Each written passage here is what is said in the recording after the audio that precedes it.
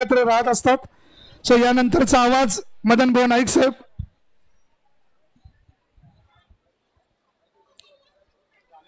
क्षत्रिय चाळ समाज यांच्या विद्यमाने आज हनुमान जयंतीचा हा सोहळा, या सोहळ्याच्या निमित्ताने हजारो भाविक या ठिकाणाला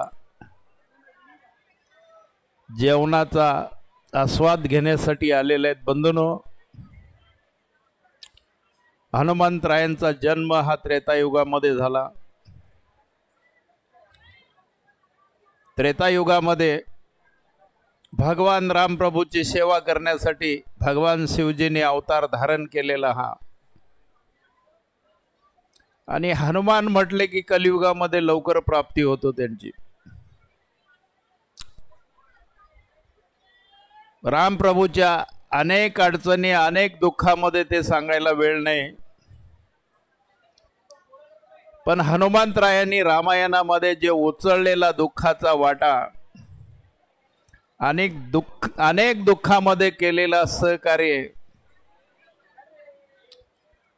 गोस्वामी तुलसीदास लिहितात, कोण असा काज कठीण जग माई, जो न होत तात तुम पाई, राम काज हुआ तव अवतारा, सुनत ही भैवू पर्वतकारा. की रामाच्या कार्यासाठी ज्यांनी अवतार धारण केला, ब्रह्मनिष्ठ ब्रह्मचारी, आणि असा हिंदुस्थानामध्ये कुठला गाव नाही की त्या गावामध्ये हनुमंताचं मंदिर नाही.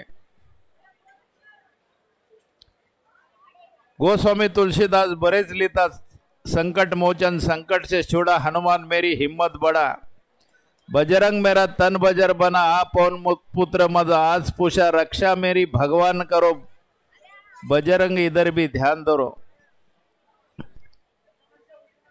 तर हा कपी संकट मोचन आहे,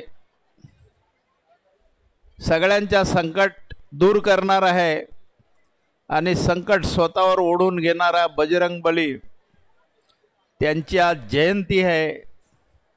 आणि त्या जयंती निमित्ताने आम्हाला या ठिकाणाला बोलवलं गेलं, आमंत्रण दिलं, त्यांच्या विनंतीला मान देऊन आम्ही या ठिकाणाला आलो. आणि उमेश मेघजी आणि सपरिवाराचं मी हार्दिक अभिनंदन करतो आणि माझे 2 शब्द संपवतो. जय हिंद, जय महाराष्ट्र. अतिशय